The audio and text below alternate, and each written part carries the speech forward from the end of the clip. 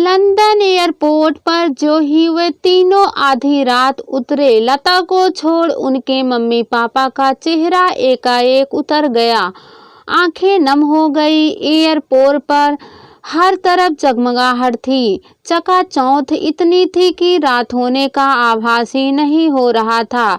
इस चकाचौंध में भी लता के मम्मी पापा के चेहरे की उदासी साफ झलक रही थी। लता का रिश्ता तय करने के लिए वह लंदन उसे लड़के वाले को दिखाने लाए थे, लेकिन उनका मन इतना उदास था कि मानो उसे विदा करने आए हो। सड़क के दोनों ओर बड़ी बड़ी स्ट्रीट लाइटें, हर चौराहे पर रेड सिग्नल मुस्तैदी से ड्यूटी निभा रहे थे।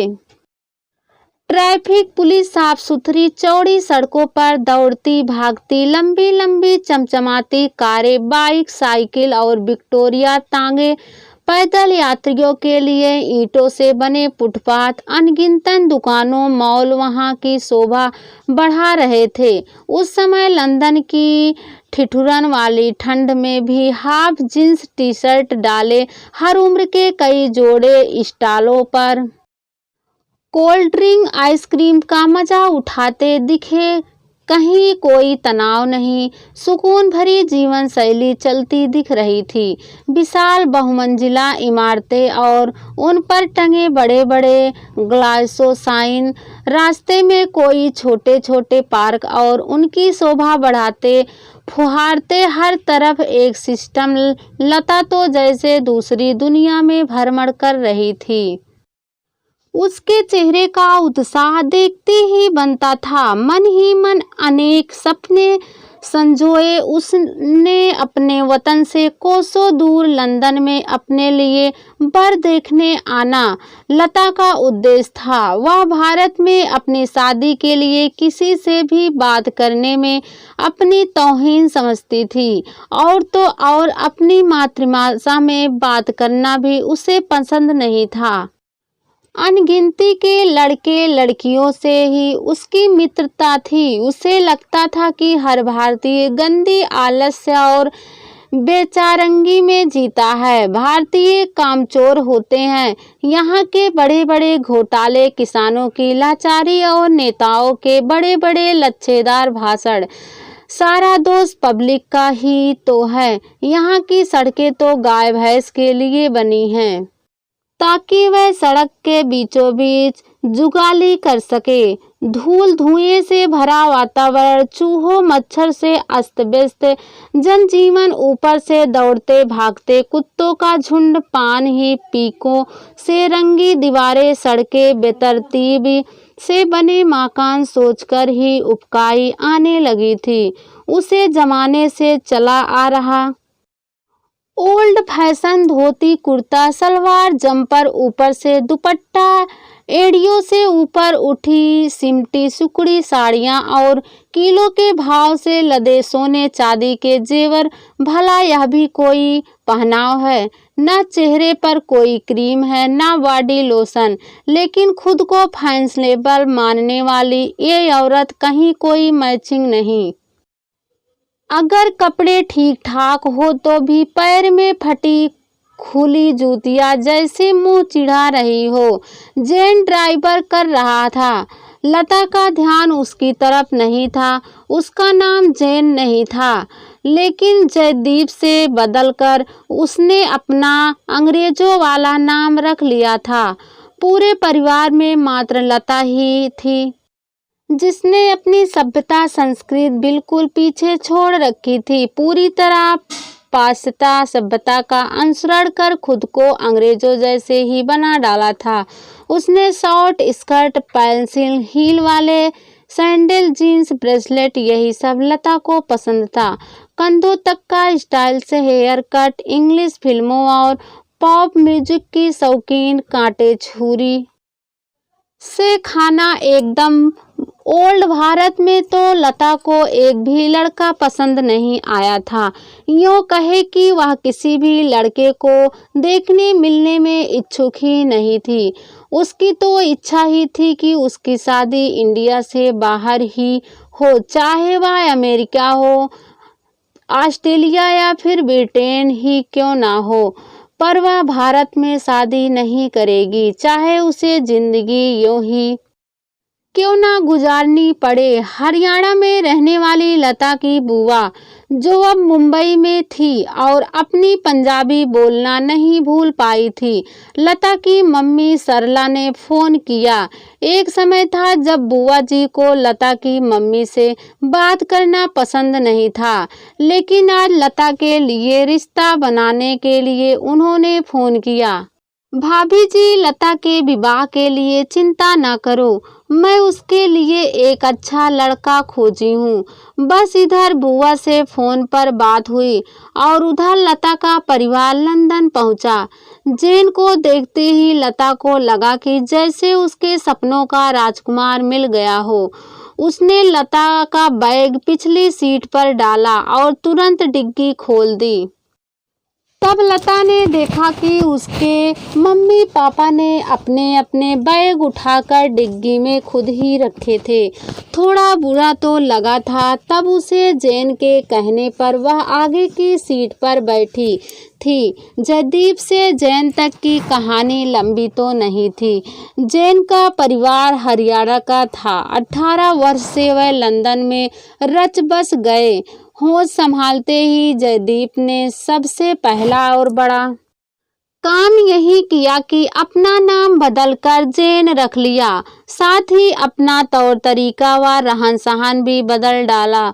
उसे देख कोई कह ही नहीं सकता था कि वह हिंदुस्तानी है।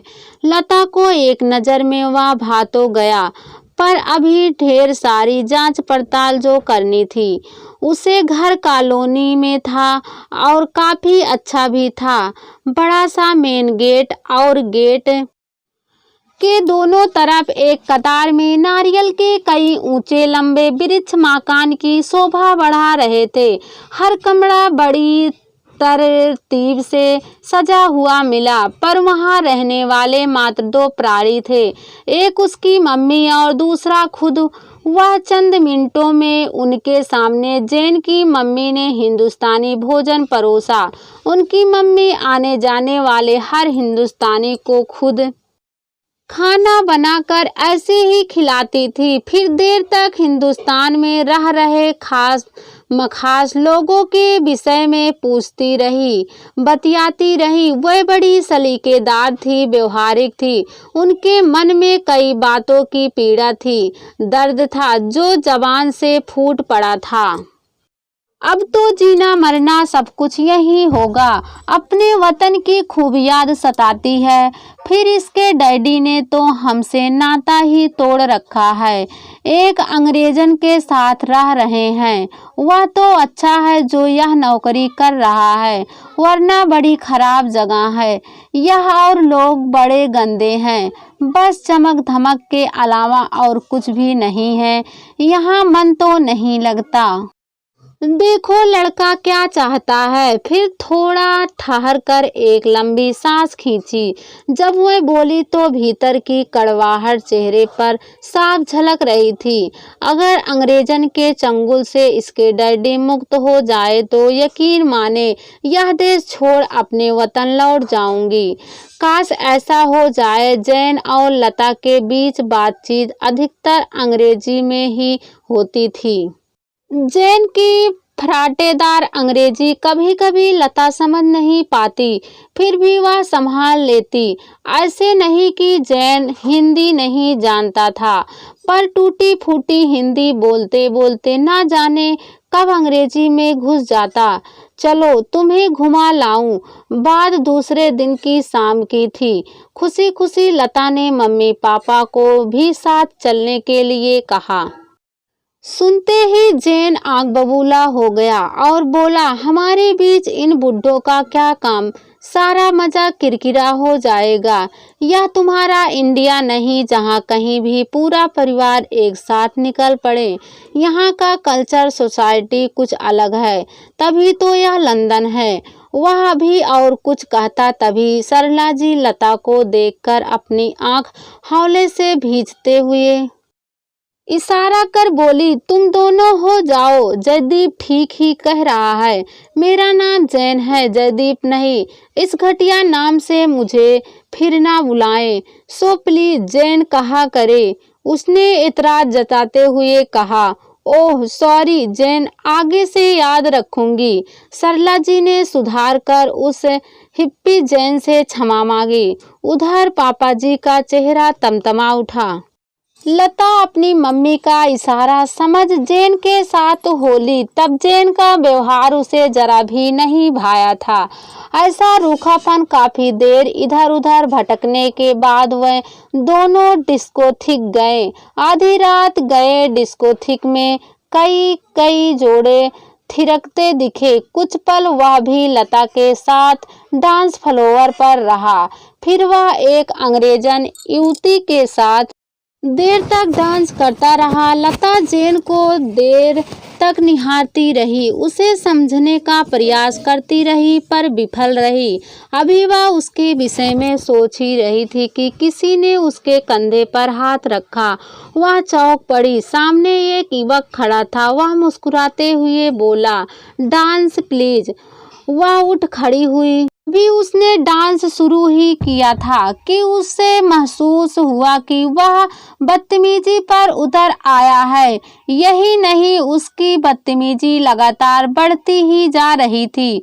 उसने खुद को छुड़ाने की कोशिश की पर अपने को छुड़ा नहीं पाई और जैन से चिल्ला चिल्ला कर मदद मांगने लगी, पर जैन ने यह सब देखकर भी अनदेख कर दिया। जैसे तैसे वह खुद मुक्त हुई और साथ ही उसने एक जोरदार थप्पड़ उस व्यक्ति के चेहरे पर रसीद कर दिया। अंग्रेज थप्पड़ खाकर तिलमिला उठा था। जोरदार थप्पड़ की झंझनाहट से उसका सिर घूम गया था। वह कुछ भी कर जाता अगर जैन ने मित्रता न की होती। काफी देर बाद वह शांत हुआ और जैन को धक्का देते हुए वहां से हट गया। जैन ने इस बात की नाराजगी लता पर निकाली। जानती हो वह एक गुंडा है, फिर वह कौन सा निगल रहा था। तुम्हें तो क्या, तुम किसी के साथ हो रहे अन्याय को बस देखते ही रहोगे, विरोध नहीं करोगे। उसका कैसी परवरिश है। तुम्हारी लत गुस्से में बोली, छोड़ो भी, तुम लोगों को जीना आता ही कहाँ है। हर पल किसी ना किसी से उलझते ही रहो। बस जैन को बोला। लता ने जैन से उलझना उचित नहीं समझा और चुपचाप घर लौट आई। फिर तो रास्ते भर दोनों ने एक दूसरे से बिल्कुल भी बात नहीं की। मम्मी पापा को सोता देख वह भी सोने चली गई। कैसा रहा जैन के साथ कल का दिन तुम्हारा? सरला जी ने लता से पूछा। उसने मुंह बिचका दिया। सरला जी के होठों पर एक मुस्कान तैर गई। एक शाम को लता और उसके मम्मी पापा को जैन समुद्र किनारे ले गया। समुद्र तट पर अंग्रेजों का साम्राज्य था। नंगे धड़ंगे कुछ तो हदें पार कर रहे थे। सरला जी लता के साथ थी, इसलिए बात घुमाकर बोली, चलो यहाँ से बहुत घूम लिया, फिर मेरी तो सांस भी फूलने लगी है। फिर मैं लौटते हुए देर तक न जाने क्या क्या बड़बड़ाती रही थी। वैसे लता को समुद्र तट का नज़ारा जरा भी ना भाया था। यहाँ के लोग सब सलीके वाले होते हैं। भार में टूटने लगा था। अब तो जैन ने डाइनिंग टेबल पर पूछा, कैसा लगा हमारा लंदन? उसने शराब के 2 पैक बना मम्मी पापा जी को पेश किए। मम्मी जी के इनकार करने पर उसने कहा, आप इंडिया के लोग शराब नहीं पीते, फिर जीते कैसे हैं? यही वजह है कि भारत हमेशा पीछे रहा है। अब यहाँ के लोग को ही देख ले, हर कोई एंजॉय करता है। जैन का इतना कहना ही उसके लिए मुसीबत ले आया। अपने को बहुत देर से दबा कर बैठी लता अपना आपा खो बैठी, जैसे सहस्त्र बिच्छुओं ने उसे एक साथ काट खाया हो। ऊंची आवाज में वह कहती रही और जैन स्तब्ध खड़ा बस सुनता ही रहा। मैंने यहाँ की तहजीब और तमीज अच्छी तरह महसूस कर ली है। बड़ी बड़ी इमारतों और झूठी चकाचौंध के अलावा और कुछ नहीं पाया। यहाँ बुजुर्गों का तो जरा भी लिहाज नहीं, नंगता के अलावा और कुछ भी नहीं। जबरन एंजॉय का ठों फिर तुम्हारी मम्मी के होते तुम्हारे पापा ने कितना घृणित काम किया। यही है यहाँ का कल्चर और बात इतने में खत्म नहीं होती। तुम बुज़दिल हो, तुम में इंसानियत नाम की चीज नहीं है। सच्चे सीधे साधे लोग बसते हैं हमारे वतन में, वह तैस में थी। थोड़ा ठहर कर पल भर रुक कर बोली, जयदीप तुम भी अंग्रेज नहीं हो। नाम बदल लेने से किसी के संस्कार संस्कृति नहीं बदलती, समझे मिस्टर जैन। तुम भी हिंदुस्तानी हो। इस देश ने तुम में अहम भर दिया है। इस देश में तुम पूरी जिंदगी क्यों ना बिता लो, तब भी तुम्हारी यहाँ कोई अहमियत नहीं है। मेरी यह बात याद रखना। हक्का बक्का जैन स्तब्ध खड़ा सुन रहा था। जैन की माताजी भी सिर झुकाए शर्म से खड़ी थी। मम्मी पापा के साथ लता ने डाइनिंग टेबल छोड़ दी। लता ने महसूस किया कि उसके मम्मी पापा की आंखों से अविरल आंसुओं की धारा बह रही थी। वह खुश थे यह जानकर कि उनकी बेटी अब इस लायक हो गई है कि वह अच्छे बुरों की पहचान कर सके, और वह लोग उसे नासमझ समझते रहे थे। बेहद दृढ़ सुर में लता बोली, हम कल लौट रहे हैं अपने वतन। तुम्हारा लंदन तुम्हें ही मुबारक। एक बात और कि तुम हमें छोड़ने नहीं आओगे। लता का तमतमाया चेहरा देखने की ताकत जैन में थी ही नहीं। उसने चुपचाप वहां से खिसकने में ही अपनी भलाई समझी।